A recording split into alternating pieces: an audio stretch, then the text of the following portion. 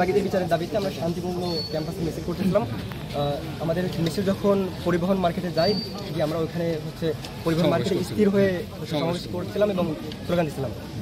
ইতিমধ্যে আমার হঠাৎ করে ইটে আমার গায়ে ইট লাগে, ইট লাগার পরে আমার এখানে হচ্ছে একটু আঘাত পাই। সবার হাতে ইট পাট। ঠিক আছে, আমরা শান্তিপূর্ণ মিছিল, আমরা শান্তিপূর্ণ সমাবেশ করছিলাম, বাট তারা এই শান্তিপূর্ণ সমাবেশটা তারা হচ্ছে পণ্ড করেছে।